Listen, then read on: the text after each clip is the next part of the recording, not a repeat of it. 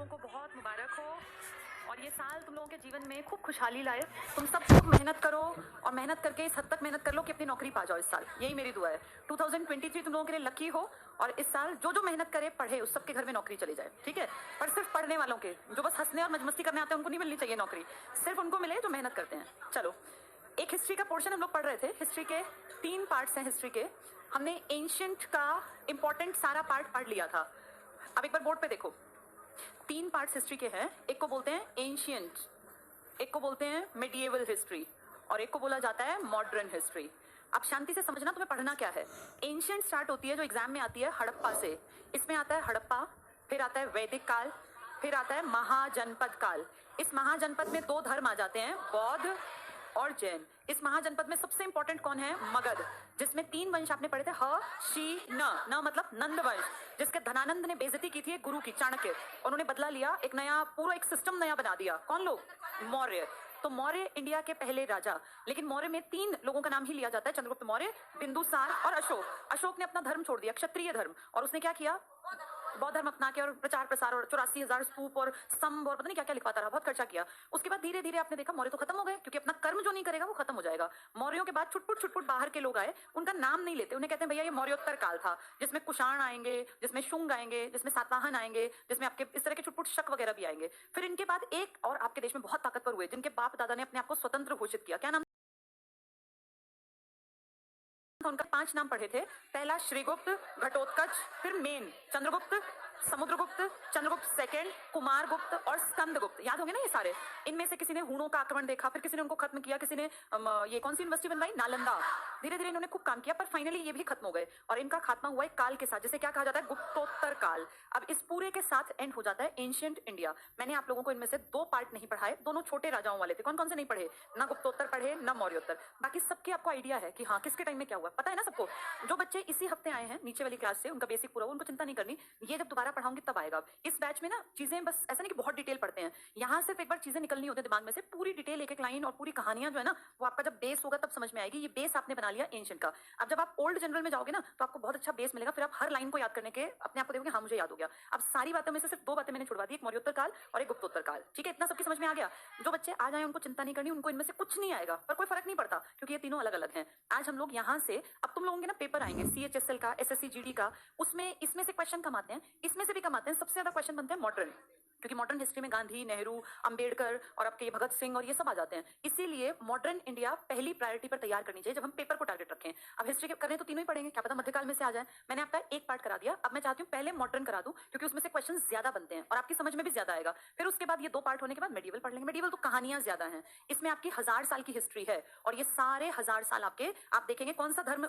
इस्लाम धर्म। और आपके जितने लीडर्स होंगे, चाहे वो गख तस्लम के गुलाम, खिलजी, तुगलक, सैयद, लोदी वंश हो या मुगलों का बादशाह हो, बाबर, हुमायूं, अकबर, जहांगीर, शाहजहां, औरंगजेब, इन सब ने 1000 साल के आसपास का टाइम पीरियड काट दिया और ये पूरे 1000 साल विदेशी ताकत आपके देश पर राज करती रही। पर ये विदेशी अच्छे थे। क्यों अच्छे थे? क्योंकि ये यहाँ आए ना, फिर ये यहीं के हो गए, यहीं की मिट्टी में दफन है इनमें से ज्यादातर लोग। इन्होंने खर्चा किया तो आपके देश का फायदा भी किया। इन्होंने अगर ताजमहल बनाया तो आज 2023 में भी जो लोग ताजमहल घूमने जाते हैं वो आपके देश में पैसा देते हैं, क्योंकि उसकी टिकट लगती है। तो इनका किया काम आपको दुखी नहीं कर रहा, इनके किए काम से हम आज भी पैसा कमा रहे हैं। कुतुब मीनार हम देखने जाते हैं, हम अलाई दरवाजा देखने जाते हैं, लाल किला घूमने जाते हैं, सब में टिकट लगता है। विदेशी भी तो घूमने आते हैं, उस टिकट से तुम्हारे देश का फायदा आज 2023 में भी हो रहा है, जो हजारों साल पहले इन्होंने बनवा दिया। तो इस टाइम पे आपका देश पूरी तरह से विदेशी ताकतों के हाथ में था, लेकिन वो विदेशी अपने आप को इंडियन मानते थे और यहीं पे वो मर गए और यहीं वो दफन है। 99% उनमें से डेड बॉडी आज भी आपके देश में ही है। बड़े बड़े लोगों की इक्की दुक्की आसपास है, जैसे लाहौर में कोई है, कोई काबुल में है, लेकिन ज्यादातर लोगों का आप देखिए, हुमायूं का मकबरा दिल्ली में है, लोग घूमने जाते हैं, है ना। तो इस तरह से ज्यादातर ने यहीं पे अपना ताजमहल यहीं बना है, बीबी का मकबरा यहीं है। तो ये मध्यकाल बीच में विदेशियों का काल था, पूरे का पूरा इस्लाम धर्म।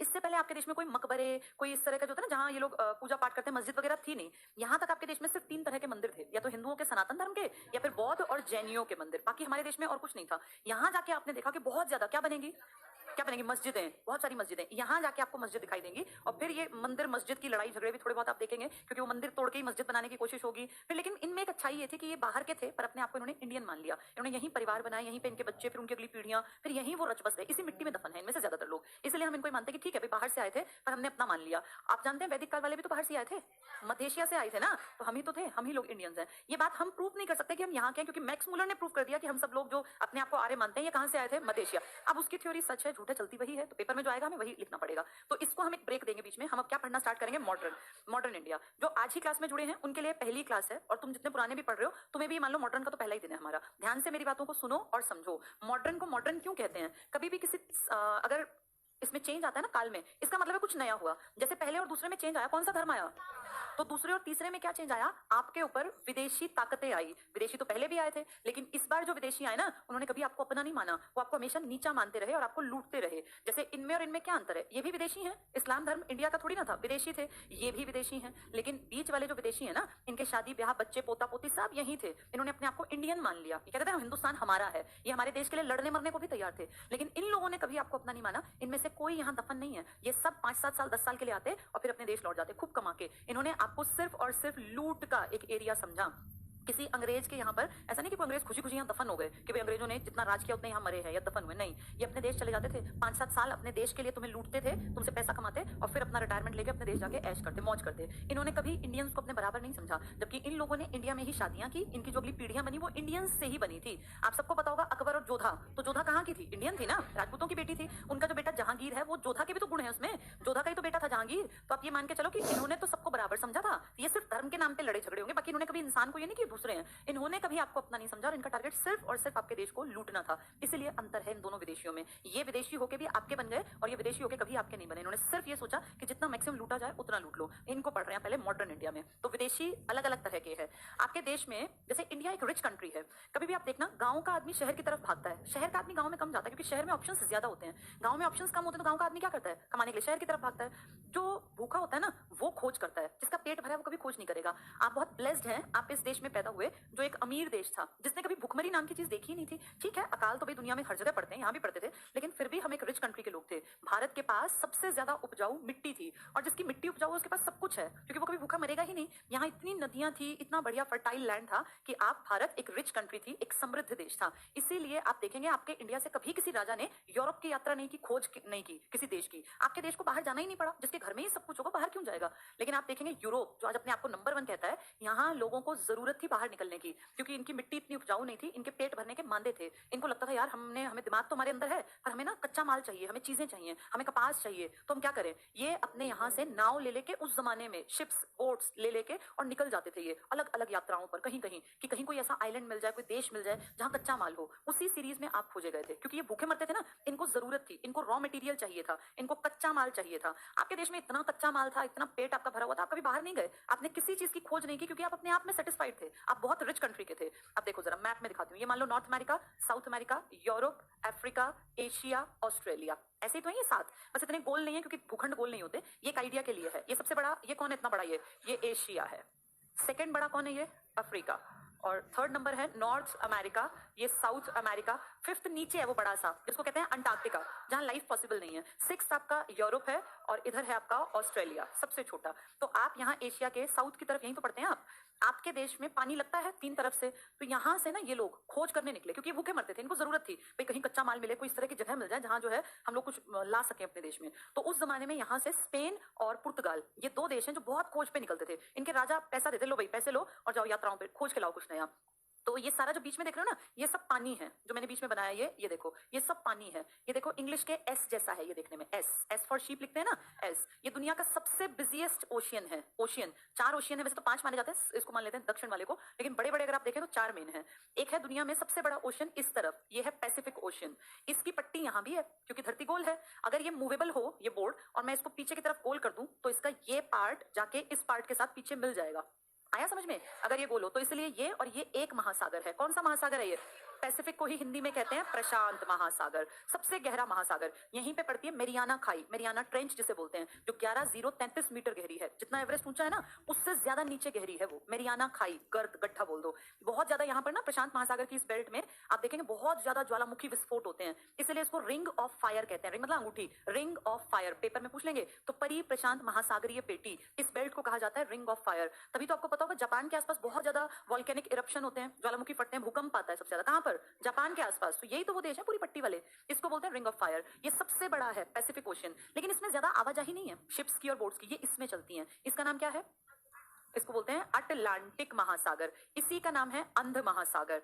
इसमें एक ऐसी जगह पड़ती है जिसका नाम आपने शायद सुना भी होगा, ऐसे एक ट्रायंगल है इसके पास ही, पता है, बरमूडा ट्रायंगल, जिसका आज तक किसी को भेद ही नहीं है कि यहाँ जितनी चीजें जाती हैं वो सब गायब हो जाती हैं। पानी तो बहुत छोटी चीज है, इसके ऊपर से कोई प्लेन भी गुजरेगा ना वो वापस नहीं आएगा, इतनी ज्यादा ग्रेविटेशनल पुल है इसके अंदर, इतनी ताकतवर कोई चीज है, मैग्नेटिक शायद कोई फील्ड है, ये पता नहीं चल पाया। आज आप रोबोटिक टाइम पे बैठे हैं, आज आप दावा करते हैं कि इंसान टेस्ट ट्यूब बेबीज बना सकता है, पहले कहते हैं ईश्वर की देन है, लेकिन आज देखो आदमी कहां पहुंच गया, क्लोनिंग कर सकते हैं हम, सेम वैसे का वैसा इंसान, उसी शक्ल का उसी रंग रूप का। लेकिन आज तक आपके साइंटिस्ट इसका लॉजिक पता नहीं लगा पाए। यहाँ फर्स्ट वर्ल्ड वॉर में अमेरिका के जो प्लेन्स उड़ के गए ना, फाइटर प्लेन्स, कितनी स्पीड होती है इनकी, ये गायब हो गए इसके ऊपर जाके। मियामी आइलैंड पड़ता है, उसके पास पड़ता है ये एरिया, इसका नाम है बरमूडा त्रिभुज, बरमूडा ट्रायंगल। ये नॉर्थ अटलांटिक ओशियन में है, पेपर में आ जाएगा क्योंकि अटलांटिक के दो हिस्से हैं, ये ऊपर ये नीचे। तो उत्तरी अटलांटिक महासागर में नॉर्थ अमेरिका के पास मियामी आइलैंड के पास एक त्रिभुज पड़ता है जिसका नाम है बरमूडा त्रिभुज, जिसका कुछ अता पता नहीं है क्या लॉजिक है। साइंटिस्ट ने इतना तक किया कि यहाँ तरंगे भेज के देखते हैं, जो ये होती है ना वेव्स, भाई टकरा के वापस आएंगी, स्पीड से आइडिया होगा कितना गहरा है, कितनी देर में आई।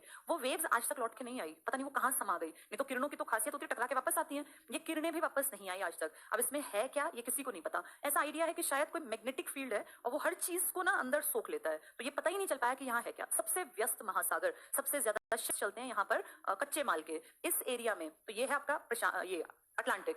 इंडिया के नीचे आप जानते हैं इंडियन ओशियन है, इंडिया के नाम पर एक ओशियन है, इसी को हिंद महासागर कहते हैं। और फिर एक थोड़ा सा ऊपरी हिस्से में है ये आर्कटिक ओशियन। अटलांटिक जो है ना और आर्कटिक ये है ओशियन, और अंटार्कटिका है ये अपना कॉन्टिनेंट, महाद्वीप जिसे कहते हैं। अंटार्कटिका वो एक अपना महाद्वीप है, जबकि अटलांटिक और आर्कटिक ओशियंस है। क्लियर सबको ये? तो उस जमाने में, पुरानी बात बता रही हूँ 1400 के बाद की, यहाँ से शिप्स लेके निकलते थे यूरोप से अलग अलग लोग। तो ऐसी ही शिप्स लेके कोई निकलने वालों में से एक आदमी जाते जाते जाते हिम्मत करते करते 1492 में नॉर्थ अमेरिका पहुंच गया, और उसको लगा मैं इंडिया पहुंच गया, बड़ा खुश हुआ। तो उसने कहा वाह मैंने तो इंडिया खोज लिया। यहाँ उसको जो लोग मिले ना, उसने उनका नामकरण भी कर दिया, बोला ये रेड इंडियंस हैं। आज भी कनाडा के जो तटवर्ती इलाके के लोग हैं ना, उनका नाम बेचारों का क्या पड़ा हुआ है, रेड इंडियंस। वो इंडियन नहीं है, लेकिन इसको खोजना उनको लगा हमने इंडिया खोज लिया, और कनाडा के जो ऊपरी हिस्से में जो लोग थे इनका नाम ही रख दिया रेड इंडियन। तो एग्जाम में आ जाएगा रेड इंडियन प्रजाति कहां पाई जाती है, कनाडा के उत्तरी हिस्से में, नॉर्दर्न हिस्से में। अब ऐसे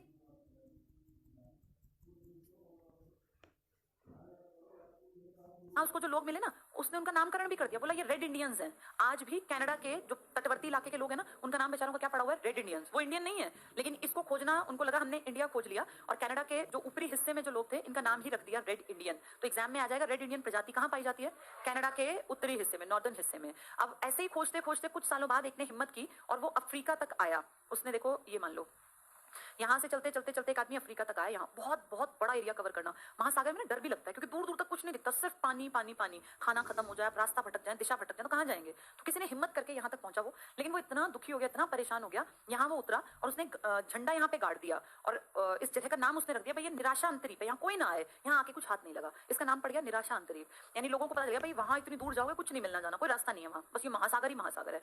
किसी एक ने हिम्मत दिखाई और उसने कहा नहीं इसके आगे जाके देखता हूँ। वो इसके आगे से थोड़ा सा आगे आया, और जैसे ही वो आगे आया उसको तो मिल गया इंडिया का रास्ता। ये आदमी पहला आदमी था जिसने इंडिया आने का रास्ता खोजा। क्या नाम था इसका, वास्को डी गामा। तो ये वास्को का किस देश का है ये पोर्टुगीज है, यानी पुर्तगाल का है। तो पहली बार पुर्तगाल के एक आदमी ने कोशिश की कि कैसे ना कैसे करके मैं इंडिया का रास्ता खोज लूं, और ये आशा अंतरीप, उस जगह का नाम निराशा था ना, इसने उस जगह का नाम रखा केप ऑफ गुड होप, यानी आशा आए, केप ऑफ गुड होप। तो होप मतलब आशा, तो गुड होप यानी आशा की किरण। आज भी उस जगह का नाम केप ऑफ गुड होप है, आशा अंतरीप है, अफ्रीका का बिल्कुल नीचे का बिंदु है। यहां से होते हुए इसने इंडिया आने का रास्ता खोजा था। तो समुद्री मार्ग, इंडिया तो पहले से था, इसने इंडिया नहीं खोजा, इसने रास्ता खोजा। तो भारत आने का समुद्री मार्ग किसने खोजा है, वास्को डी गामा ने। किस देश का है वास्को डी गामा, पुर्तगाल का। कहां से होकर आया है ये, केप ऑफ गुड होप से। इस तरह तुम्हारे देश में आके इसने देखा कि भैया तो मुझे इतनी फर्टाइल एरिया, इतना बढ़िया एरिया मिल गया, क्या पूरे यूरोप का जो है वो भविष्य बदल जाएगा। अच्छा देखो कितनी जल्दी जल्दी इसने काम किया। 1498 में आया ये, 1503, महज 5 साल बीते और इसने कंपनी बना ली अपने देश में। अपने देश जाके इसने बताया कि भैया मुझे इंडिया का रास्ता मिल गया,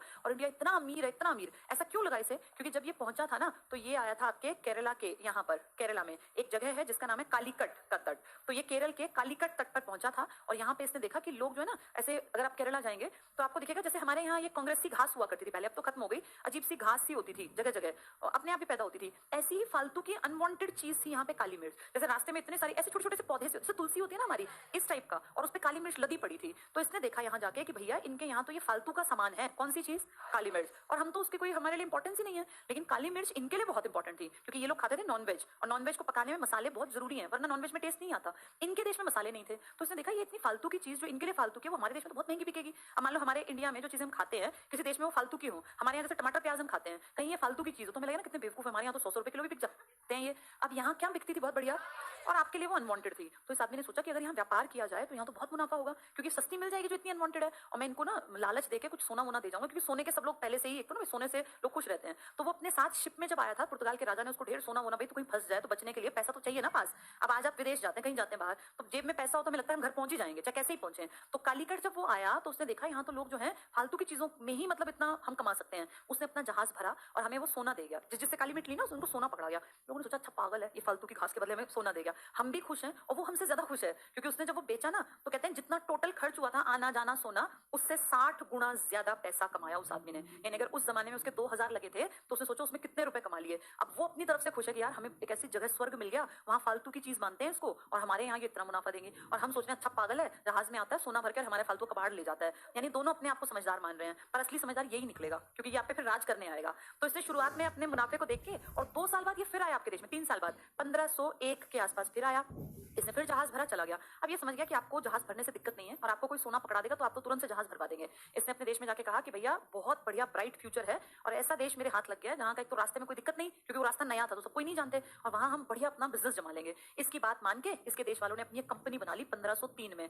देखो डिसीजन कितना क्विक होता है, ये बिजनेस ऐसे ही नहीं बनते बड़े। 1498 में हमारे यहाँ 4-4 5-5 साल तो लोग सोचने में लगा देते हैं, इसने 2 यात्राएं कर ली 5 साल में, और अपना पूरा कंपनी लेके और अपने देश में का बिजनेस करो, खूब पैसा कमाओ इंडिया से। और यूरोप के पुर्तगाल से एक कंपनी उस्तादो द इंडिया करके एक कंपनी बनी 1503 में, और इसने आके यहाँ आपके यहाँ क्या टारगेट कर लिया, व्यापार। वो तो रास्ता खोजने आया था, व्यापार करने नहीं आया था, वो तो बाय चांस रास्ता उसको मिल गया, उसने व्यापार कर लिया। अब इन्होंने आके कालीकट में नहीं, इन्होंने पहली कंपनी लगाई कोच्चि में।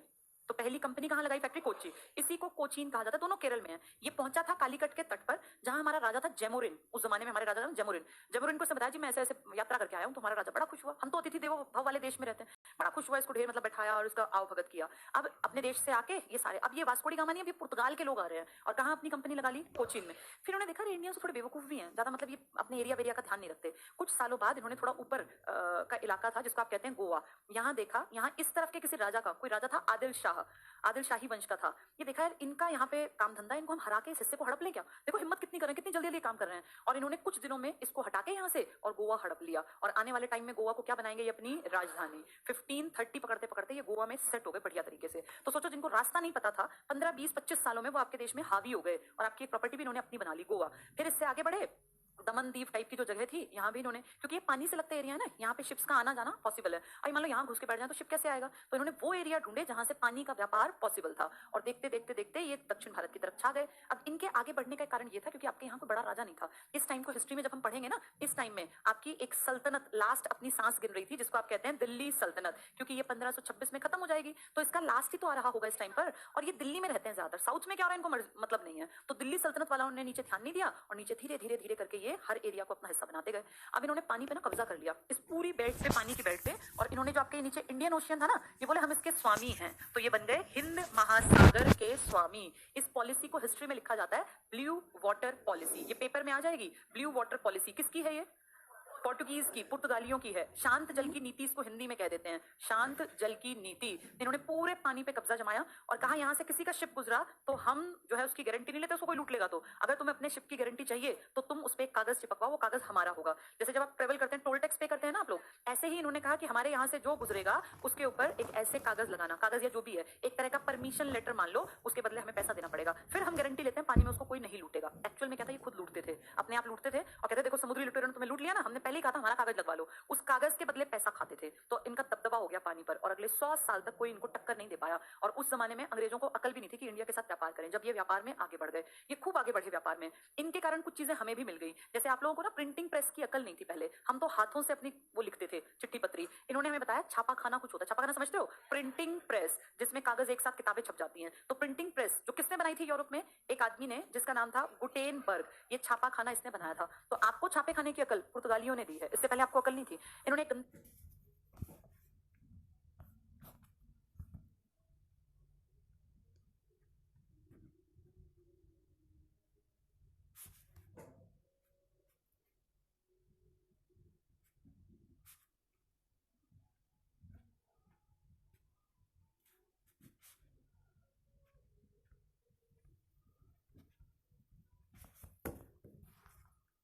आदत हमें लगा दी तंबाकू, जो तंबाकू ये बीड़ी में पीते ना लोग, ये तंबाकू इनके कारण आया। पहले हमें तंबाकू माकू की अकल नहीं थी। तो आपके देश में एक फायदा एक नुकसान, हर चीज के फायदे नुकसान है। आप मत लेते इनसे तंबाकू की आदत, अरे आपको तो बीड़ी सुट जानी थी, इसीलिए आपने तुरंत से तंबाकू की गंदी लत इनसे पकड़ ली, तो ये हमें ये तंबाकू की खेती करनी सिखा गए। आज भी बहुत बड़ा बिजनेस है बीड़ी का, है ना, कौन कौन सी बीड़ियां बिकती हैं। तो ऐड नहीं आते, पहले टीवी में ऐड आते थे बीड़ी सिगरेट के। हाँ, तुम्हें बहुत पता है 502 का। तो ये जो ये बिकते हैं ना, ये बिजनेस बन गया, ये इनकी देन है, इन्होंने हमें सिखाया ये सब। इन्होंने बहुत बढ़िया राज किया। लेकिन एक अच्छी बात ये थी कि ये हमारे उत्तर भारत में नहीं आए, ये पानी की पट्टी तक रहे, लेकिन लास्ट तक रहे। आप आजाद भी हो गए ना, ये नहीं निकले। ये आपके देश में सबसे पहले आए थे 1498 में, और फिर 1961 में। आप आजाद कब हुए थे? 47। लेकिन आप आजाद किससे हुए थे? अंग्रेजों से। पुर्तगालियों ने कहा हम क्यों इस एरिया को छोड़ें, ये इंडियंस का है ही नहीं, ये गोवा पे अपना अधिकार जमा के बैठे रहे, निकले ही नहीं यहाँ से। फिर हमने कहा भाई साहब ये बीच में पड़ता है, हमें हमारा ही देश है ये। तो बोले नहीं नहीं, यहाँ आओगे तो वीजा लगवा के आना। सोचो गोवा में वीजा लगवा के जाना पड़ेगा परमिशन के साथ। तो फिर हमारी सरकार ने कहा कि कोई नहीं, कुछ साल तो निकालते हैं, देखते हैं फिर आगे। 1947 में आजाद हुए, फिर वो हमारी पाकिस्तान की लड़ाई झगड़े 10-20 साल तो लगते हैं ना चीजों को। फिर जब हम पूरी तरह सेटल हो गए 10-15 साल में, 47 से और 61 आ गया, तब फिर गवर्नमेंट ऑफ इंडिया ने कहा बस भाई बहुत हुआ, अब तुम अपने रास्ते चलो, अपना देश पकड़ो। तो बोले नहीं, ये तो हिस्सा हमारा है, ये तो लिखा है इन्होंने, ये मतलब बोला कि ये गोवा का अभिन्न हिस्सा है, अभिन्न अंग है, हम इसको खाली नहीं करेंगे। हमारे देश से फिर फौज गई, पूरी यहाँ उत्तर भारत से फौज आई, और उस फौज ने आके यहाँ गोलियां बरसाई। ये मरने को भी तैयार, ये सड़कों पे उतर, बोले मारना है तो मार दो, लेकिन देश हमारा ही है, अच्छा कुछ कह लो। अब ये मरने को तैयार है, हमें मारना पड़ेगा। कई हजारों, पता नहीं लाख के आसपास लोग मरे, मारकाट मची। तब जाके फाइनली पुर्तगाल ने कहा कि ठीक है यार, तुम ऐसे दूसरे देश में कब तक बैठो, वापस आ जाओ। तब इनको वापस बुलाया 1961 में, तब ये गोवा खाली करके गए। आज भी अगर आप गोवा घूमने जाएंगे ना, तो आपको फील होगा प्रदेश में आए हुए हैं। वहां का रहन सहन, कल्चर, खान पान, आज भी जो साउथ गोवा है ना, उसके तो घर भी स्टाइल जो बना है, पोर्टुगीज स्टाइल के घर हैं सारे के सारे। तो ये गोवा किसके कब्जे में लंबा टिक गया? इसीलिए इस पे पुर्तगालियों का प्रभाव है, इसी कारण से। बाद में फिर ये 1961 में यहाँ मारकाट करके हमें भगाने पड़े, तब से फिर गोवा हमारा है। लेकिन हम ना शुरू में डरे, हमें लगा कहीं गोवा की जनता भी इन्हीं के जैसी हो, हम इसको अपने हिस्से में ले रहे हैं, यही हमें मार दें। तो हमने गोवा को शुरू में थोड़ा सा अलग तरीके से रखा, और गोवा को स्टार्टिंग में अपने स्टेट नहीं बनाया, पहले आपने इसको यूनियन टेरिटरी बनाया। फिर 1987 में जाके आपने देखा कि ठीक है यार, यहाँ के लोग हमारे ही हैं, हमारे खिलाफ कुछ नहीं करेंगे। तब जाके आपने कहा ठीक है, आपके बाद ये गोवा हमारा राज्य है। और आप जानते हैं आपके सबसे छोटे स्टेट्स में किसका नाम आता है? गोवा का। गोवा सबसे छोटा राज्य है, तो थोड़ी सी सीटें लेके बैठा हुआ है। ये गोवा ऐसे आपका बना, नहीं तो पहले किसका था? ये पुर्तगालियों का। तो सबसे पहले विदेशियों में आपके देश में कौन आया आधुनिक काल में? पुर्तगाली। अब ध्यान से देखो, एक ट्रिक है, PDEDF, ये 5 आपके देश पे आएंगे, और ये गिद्ध की तरह आप पे दृष्टि जमाए हुए हैं, इंडिया को कैसे लूटा जाए, कैसे मैक्सिमम चीजें हम खा जाएं। इंडिया सोने की चिड़िया है, बात नहीं करनी बीच में। ये पूरी दुनिया को पता है कि इंडिया बहुत रिच है। कैसे पता? क्योंकि आपके देश पे विदेशी आक्रमणकारी आए और वो बहुत लूट के ले गए, तब भी आप अमीर के अमीर थे। आपने सोमनाथ टेम्पल पे सुना होगा ना, कहाँ है सोमनाथ? सोमनाथ टेम्पल गुजरात में है। पानी बिल्कुल साथ लगता है। यहाँ मान लो अगर यहाँ है ना, तो इस मंदिर के बाहर तुम झांकोगे ना, मंदिर की जो दीवार है, तो पानी टच होता है, बिल्कुल पानी से लगता एरिया है ये। अब यहाँ पे दमन दीव इसके पास ही तो पड़ते हैं, बिल्कुल साथ में ही। तो यहाँ सोमनाथ पे अटैक हुआ, विदेशी आया, उसने 17 बार भारत पे आक्रमण किए थे। कौन था ये? महमूद गजनवी। 1000 से लेके 1027 तक 27 सालों में 17 बार आक्रमण किया, यानी हर 1.5 साल में आक्रमण किया। और हर बार वो उस जमाने में करोड़ों रुपए तुम्हारे देश से लूट के ले गया, लेकिन तुम्हें को फर्क नहीं पड़ता। जब वो लूटता था ना यहाँ के, तो हमें लगता था हाय पता नहीं किसी को मार ना दे, बेशक कुछ ले जाए, हम पैसों से कभी नहीं घबराए। जब वो वापस जाता तो हम खुश होते, अच्छा वो चला गया, हम 1 साल में फिर उतनी अमीर बन जाते। क्योंकि हमारे देश में तो सोना मिट्टी निकालती है, ये जो गेहूं और ये सब टैक्स के रूप में आता है ना, राजा बहुत अमीर थे, वो बस यूं मरने से डरते थे। हम इस बात से कभी नहीं डरे कि 17 आक्रमण में कितना ले गया वो। उसने जब सोमनाथ को लूटा, तो कहते हैं यहाँ 10-10 फुट की सोने की, गोल्ड की बनी हुई मूर्तियां थी, बैलगाड़ियों में लाद लाद के ले गया। दरवाजा चंदन की, प्योर चंदन की लकड़ी, जिसकी एक पेड़ की कीमत करोड़ों में होती है, एक पेड़ की चंदन की लकड़ी से, प्योर चंदन से बना दरवाजा उठा के ले गया। बोला अपने देश में लगवाऊंगा। भिखारी थे ना ये ऐसे देशों के थे। और क्या ये ऐसे देशों से आते थे जिनके पास कुछ भी नहीं था। ये क्यों आते थे? जब इनको लगता था ना बस सर्दियां आ गई भैया, हम तो भूखे मरेंगे, तो क्या तरीका, चलो इंडिया को लूट लाते हैं। और हम लोग क्या था कि भैया लूट लो, हमें मारना मत बस, क्यों हमें करना, हम तो दोबारा खेत में फिर पैदा कर लेंगे, हमारा क्या जाना था।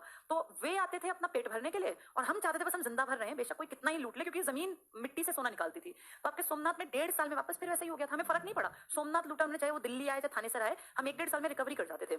तो आपके बारे में दुनिया में ये प्रसिद्ध था कि भैया ये बहुत ज्यादा अमीर है, ये सोने की चिड़िया। हमने नहीं कहा अपने आपको, ये सोने की चिड़िया तो दुनिया ने कहा, तो लूट लूट के ले गए। और सबसे आसान क्या था? मंदिर लूटना, क्योंकि मंदिर में हम गोल्ड की मूर्तियां आदम कद की रखते थे। भगवान को हम कभी से मानते, सनातन धर्म तो कभी से चला रहा है। हम शिव जी की, गणेश की, अब तो पत्थर की बनती हैं क्योंकि लोग उतना अफोर्ड नहीं कर सकते, लेकिन उस जमाने में ये गोल्ड की थी मूर्तियां, सब कुछ गोल्ड का। मंदिर में घंटियां भी गोल्ड की लगी होती थी। तो इनको बड़ा आसान दिखता था, किसी मंदिर पे जाएंगे, अटैक करेंगे, 4 बैलगाड़ी भर लेंगे, फिर थोड़ा आगे मंदिर होगा, मंदिर हमने गली गली में बनवा रखे थे, उसको भी लूट लेंगे।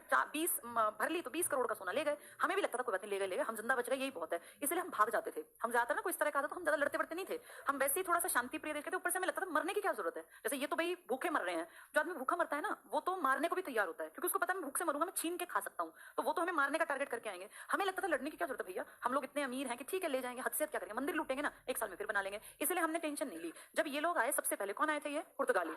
तब भी देखो धीरे धीरे करके इन्होंने गोवा छीन लिया 1509-10 में। तो हमारे राजा ने टेंशन थोड़ी ना ली, छीन लिया तो छीन लिया, मेरा क्या गया, मेरे पास इतनी प्रॉपर्टी है, मैं फिर अपना काम धंधा बढ़ा लूंगा। इसलिए इनकी हिम्मत बढ़ती गई। ये लकी थे, ये 100 साल अकेले राज कर गए, किसी ने ध्यान ही नहीं दिया, यूरोप वालों ने दूसरों ने ध्यान नहीं दिया। फिर इनके बाद आए डच, इस डी का मतलब है डच। ये है इंग्लैंड, ये है डेनमार्क और ये है फ्रांस, ये फ्रेंच पीपल है। अब जो ये डच है ना, इनकी कंपनी बहुत लेट बनी। जैसे ये लोग तो आए थे आपके यहाँ 1498 में, इन्होंने व्यापार स्टार्ट किया 1503। इनके 100 साल बाद तो ये कंपनी बनी 1602 में, ये 100 साल बाद बनी। यानी 100 साल अकेले कौन खा गए भारत का सारा सामान, पुर्तगाली। तो पुर्तगाली तो भैया इनके तो ये लोग दिन दुगनी रात चौगनी प्रगति करते गए, अकेले व्यापारी थे। डच वाले आए 1602 में, कंपनी बना के आए, और इनको आते ही दिखती बात है किससे टक्कर लेंगे। ये जो पहले से राज कर रहा है वो चाहेगा ना कि भाई इंडिया मेरा ही रहे, डच क्यों आ गए। इन दोनों की खूब बढ़िया वाली लड़ाई हुई, देश हमारा, हम साइड में खड़े हैं, ये दोनों लड़ रहे हैं, मैं करूंगा, हमें भैया जो करता हो कर लो, हमें मत मारना। तो ये 1602 में डच कंपनी ने यहाँ आके इन्होंने व्यापार शुरू किया। इनके आपस में खूब तनातनी, वो उसको मारे वो उसको मारे। इस डच के साथ साथ एक कंपनी बन गई थी इंग्लैंड की, ये 1600 में बन गई। तो इनमें ज्यादा अंतर नहीं है दोनों में, डच और इंग्लैंड में। लेकिन इंग्लैंड की व्यापारी कंपनी ना थोड़े दिन बाद आई, ये और कामों में मशगूल थे, इनको इंडिया बाद में याद आया कि हमने कंपनी बनाई, व्यापार करते हैं। ये इंडिया में आए 1608 में। इनका एक आदमी आया और कहा भाई पूछो इंडिया में, क्योंकि इस टाइम तो हमारे बड़े बड़े राजा थे, परमिशन ले लो व्यापार कर ले, नीचे की तरफ व्यापार करेंगे पानी में। और हमारे देश के राजाओं ने कभी पानी में ज्यादा टेंशन नहीं ली, अगर वो लड़े तो जमीन पे बेशक हम लड़ लिए, पर पानी वानी की टेंशन हमने कभी नहीं ली। पानी में जो लड़ता हो मरता हो, लड़ो मरो, इसलिए हमने पुर्तगालियों पे ध्यान नहीं दिया। अब ये इंग्लैंड वाले आए और इंग्लैंड वालों ने अपना पहला आदमी भेजा कि भाई जब पूछ के वहां के राजा से व्यापार कर ले। इस टाइम इंग्लैंड ने जब कंपनी बनाई ना, तो आपके यहाँ अकबर का राज था। अकबर तो दुनिया में फेमस था भाई, अकबर द ग्रेट। तो इसको ये था कि परमिशन ले लेते हैं, थोड़ा बुरा ना माने वो आदमी कि भाई मैं राजा हूं, मुझसे पूछा भी नहीं। तो अकबर से मिलने के लिए इंग्लैंड ने अपना आदमी 1608 में भेजा, लेकिन तब तक तो अकबर मर गया, क्योंकि अकबर तो 1605 में मर गया। अब अकबर का बेटा जिसका नाम है जहांगीर, इसका राज है। तो जो आदमी आया ना मिलने, वो जहांगीर से मिला, खुश हो जाएगा तो मैं व्यापार अच्छा कर पाऊंगा। इसको पता है कि यहाँ तो ऑलरेडी किसने पैर जमा रखे हैं, पुर्तगालियों ने। पुर्तगाली इस तरफ जमे थे और डच इस तरफ जमे थे। दोनों लड़ते थे कि हम हिस्सा एक दूसरे का खा लें, पर दोनों ने अलग अलग अपनी फैक्ट्रियां बना ली। इस तरफ के एरिया में एक जगह थी मसूलीपट्टनम, मसूलीपट्टनम, ये मछलीपट्टनम था। मछली ज्यादा मिलती है ना आंध्र प्रदेश की बेल्ट में यहाँ, तो यहाँ डच वालों की फैक्ट्री है, यहाँ इन लोगों का, गोवा दमनदीव और ये कालीकट वाला। अब इंग्लैंड वाला आया इससे मिलने जहांगीर से, तो जहांगीर को उसने शराब दी और इस तरह की कुछ अच्छी अच्छी चीजें। तो जहांगीर खुश हो गया, भाई कोई भी तुम्हारे घर फ्री में सामान लाएगा तो तुम भी खुश हो जाओगे। अब इसने खूब अपना खाया पिया मौज मस्ती की, और इससे फिर उसने पूछा कि सर यहाँ व्यापार कर लें क्या। तो बोला भैया व्यापार करो चाहे ना करो, इनसे पूछ लो, मुझे नहीं पता, मैं तो अपने यहाँ रहूंगा, लड़ाई करते हैं ये लोग, ये कहते हो तो कर लेना, ना करे तो मत करना। अब यानी बाहर के लोग यहाँ आ रहे हैं, व्यापार कर रहे हैं, और आपका देश का राजा कह रहा है भैया मुझे नहीं पता, तुम क्या करो ना करो, इनसे पूछ लो, ये कहें तो कर लेना व्यापार। बोला हाँ मुझे इतना पता है कि मेरे पिताजी के जो नाव चलती थी ना, उस पर भी वो कागज लगता था, जो इन पुर्तगालियों ने नहीं बना रखा था, कार्टेज बोलते थे। तो जहांगीर ने तो एक तरह से पल्ला झाड़ लिया कि ठीक है भैया कर लो व्यापार। अब व्यापार करने के बीच में कौन टांग अड़ाएंगे, या तो डच या तो पुर्तगाली, क्योंकि ये पहले से बैठे हैं। अब ये जो पुर्तगाली हैं इन पे कौन हावी हो गए थे, डच। जो बाद में आता है उसके पास तकनीक ज्यादा अच्छी होती है। तो ये डच ना धीरे धीरे इनको दुखी कर रहे थे, तो पुर्तगालियों ने अपना दिमाग दौड़ाया और कहा कि भैया हम क्यों दुश्मनी लें, इनको दुश्मन बना देते हैं, हम साइड खिसक लेते हैं। तो इनकी ना बेटी थी जो मतलब शादी लायक थी, तो इनकी बेटी कैथरीन करके उसका नाम था। इन्होंने अपनी बेटी का रिश्ता इनके देश में कर दिया। पुर्तगाल और इंग्लैंड आसपास यूरोप के हैं सब, तो पुर्तगालियों ने अपनी राजकुमारी की शादी इंग्लैंड के राजा के बेटे के साथ कर दी, राजकुमार के साथ। तो बोले हमारे पास ना इंडिया में एक प्रॉपर्टी है बंबई, वो हम आपको देते हैं, रख लो, दहेज रख लो वो। तो सोचो वो बंबई इसलिए दिया क्योंकि गोवा के आसपास के एरिया पे अब कौन हावी होने की कोशिश है, डच। तो डच से लड़ना पड़ेगा यार, लड़ने वाली जगह छोड़ दो, क्यों लड़ाई करनी। तो उन्होंने चालाकी चली और इन इंग्लैंड वालों को दहेज में क्या दे दिया, मुंबई। अब ये मुंबई है तो इनका, पर इस पे कौन कब्जा चाहते हैं, डच। तो सोचो अब इस तरह से डच और कौन दुश्मन बना दिए, इंग्लैंड वाले। अच्छा एकदम से इन्होंने भी नहीं किया, पहले ये भी लड़े झगड़े, पुर्तगाली और अंग्रेज लड़ेंगे। अब अंग्रेज समझ गए कि जहांगीर जो है ना, उसने तो अपना पल्ला झाड़ लिया, ये कह के कि भैया इनसे पूछ ले, व्यापार कहें तो कर लेना। तो इंग्लैंड वालों ने कहा कि ठीक है भैया कोशिश करनी चाहिए, हम इनसे लड़के देखते हैं। पुर्तगालियों से स्टार्टिंग में एकदम से दहेज वहेज नहीं, पहले लड़ाई झगड़े भी हुए। तो पुर्तगालियों ने कहा कि ये हिस्सा हमारा है। इंग्लैंड वाले बोले क्यों, तुम भी तो बाहर के, हम भी बाहर के, हम भी व्यापार करेंगे। बोले नहीं ऐसे व्यापार नहीं कर सकते। बोले हम तो करेंगे। अब यहाँ अपनी कोठी बनानी शुरू कर दी सूरत में अंग्रेजों ने। तो पुर्तगालियों ने कहा कि ऐसे कैसे कोठी बनाओगे, हम यहाँ 100 साल से व्यापार कर रहे हैं, हमारी चलती है यहाँ। तो बोले ठीक है लड़ लेते हैं, जो लड़ाई में जीतेगा उसकी चल जाएगी। यहाँ एक गांव पड़ता था, इसमें ये लड़े आपस में। इस गांव का नाम था स्वाली। अब ये पानी से लगता गांव था, तो शिप्स की लड़ाई हुई इसमें, जैसे फाइटर प्लेन की लड़ाई होती है ना, तो यहाँ शिप्स की लड़ाई थी। स्वाली का युद्ध बहुत इंपॉर्टेंट है, ये 1612 में हुआ।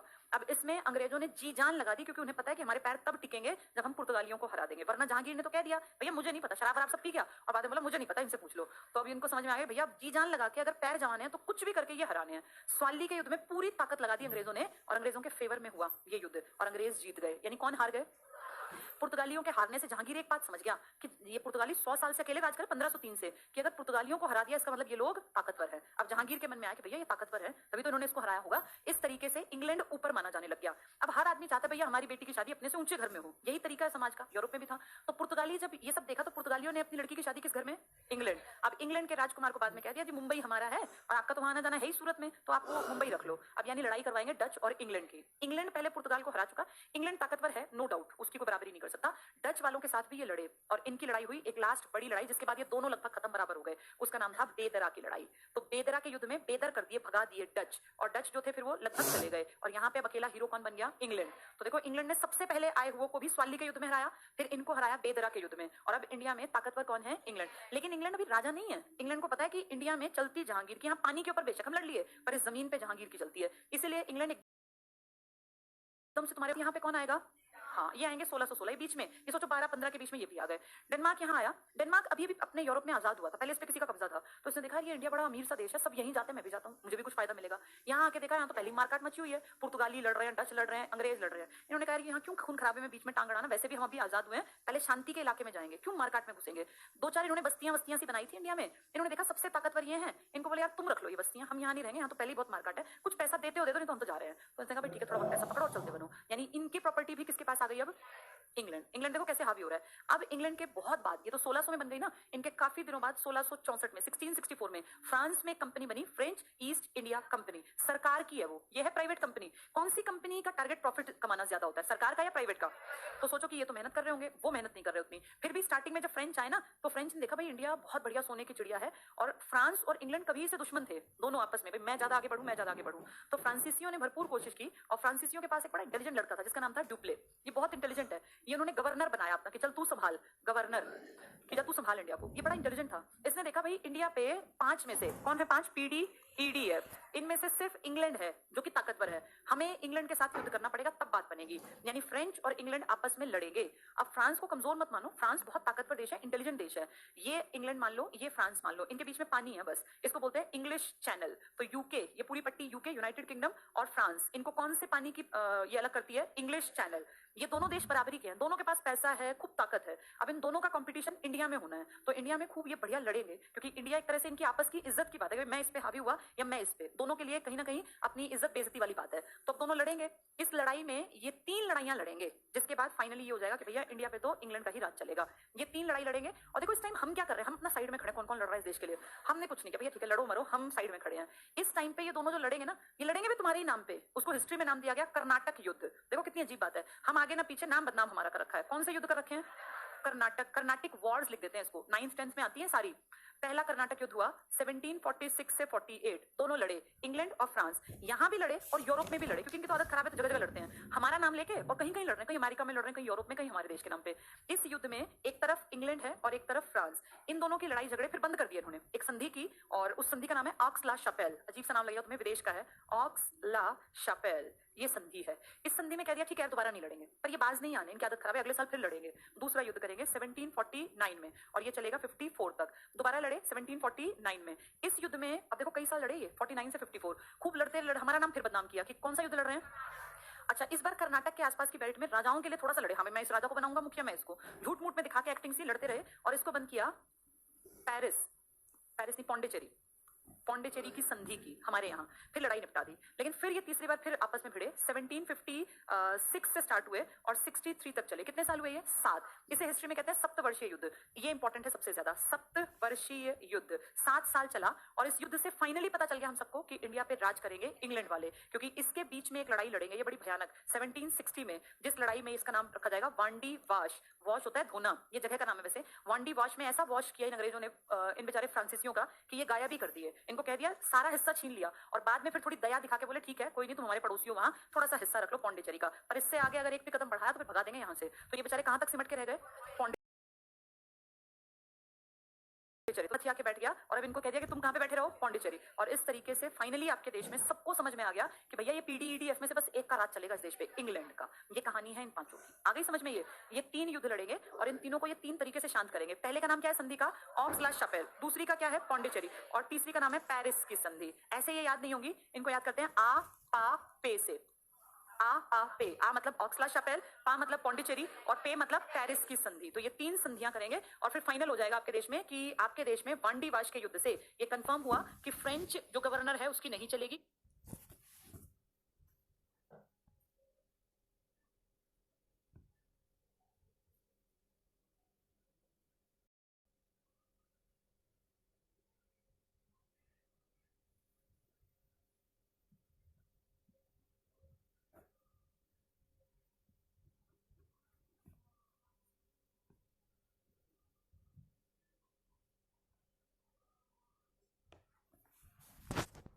और इंडिया पे कौन राज करेगा? इंग्लैंड। और लास्ट तक आप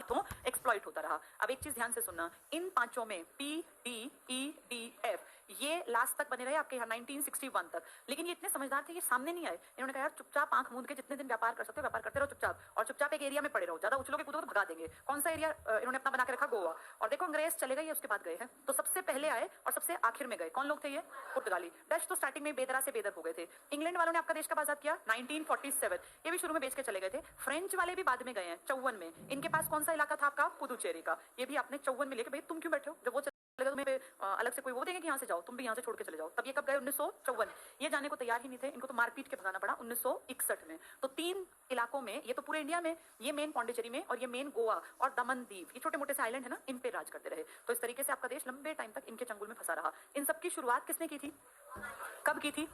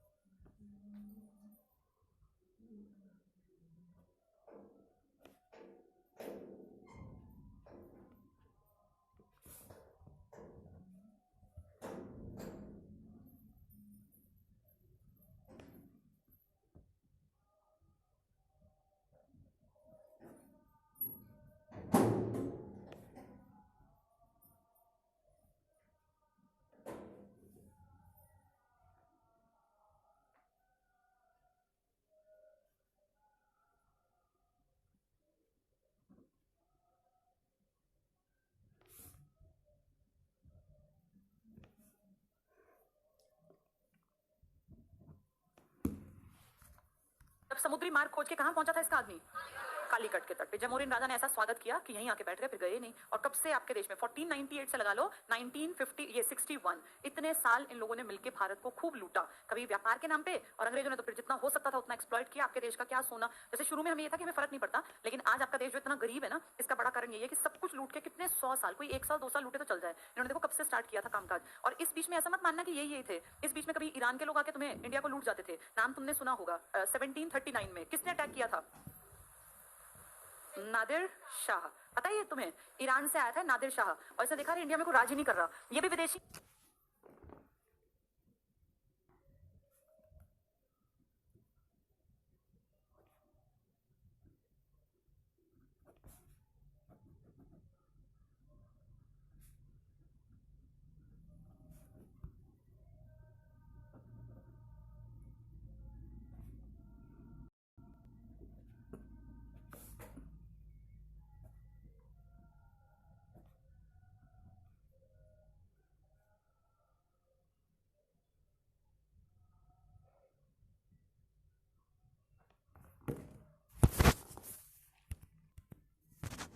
हैं, सब लूट रहे हैं तुम्हें, मैं क्यों पीछे रहूं। इसके देश में सर्दियां आई और इनके यहाँ गेहूं नहीं पैदा होता था। ये अफगानिस्तान ईरान की बेल्ट का राजा था, ईरान मेन कहें तो। इसने देखा भैया सर्दियां आएंगी, भूखे मरेंगे, तो चलो एक चक्कर इंडिया का काट लाते हैं। इनका यही काम था। इंडिया आया, इंडिया में दिल्ली तक गया पूरा। इसने हरियाणा राजस्थान से घुसा था, ये पाकिस्तान की बेल्ट से, तब तो पाकिस्तान इंडिया था। और हरियाणा में जब ये आया तो नादिर शाह का नाम सुनते ही लोग भाग गए। इसने खूब यहाँ मंदिर मंदिर लूटे, घर वर खूब अनाज भरा। दिल्ली गया, दिल्ली में राजा था, वो इतना नालायक राजा था, उसका नाम था मोहम्मद शाह रंगीला। उसने कुछ नहीं किया, उसके महल में घुस के लाल किले में जो सोने और इसके काम थे ना दीवारों पे, सब अपना से कारीगर लाते थे अपने साथ कि भाई जाके वहां उनमें से ठोक ठोक के और वो सारे हीरे और जवाहरात निकालने हैं। ये लूट ऐसी नहीं थी कि आए 1 घंटे में लूटा, आके यहाँ डेरा डालते थे। जिसको लूटना है ना उसके बाहर डेरा डालेंगे, फिर अगले दिन जाके उसके महल में कारीगरों को ले जाएंगे, मारपीट करेंगे, चलो भाई निकालो सारा इसके कीमती पत्थर। वो कारीगर ठक ठक ठक छेनी हथौड़ा लेके सारे पत्थर निकालेगा, फिर बोरों में भरेंगे। ऐसी लूट होती थी पहले। 20 दिन तक पड़े रहेंगे, महीने पड़े रहेंगे, ऐसे कर करके ये उस जमाने में 20 करोड़ रुपए का सामान ले गया था नादिर शाह। तो सोचो ये लोग तो एक्स्ट्रा, इनको तो आपने गिना ही नहीं, आपने तो बस ये गिनती है। कौन लोग? पीडीईडीएफ। तो सोचो ऐसे ऐसे लोग भी तो आके कितने, आपने गजनवी का नाम नहीं लिया, गौरी का नाम नहीं लिया, ये भी तो लूटते थे। इनको तो हमने गिना ही नहीं, इनको हम छोटे मानते थे कि इनका भी क्या जिक्र करना।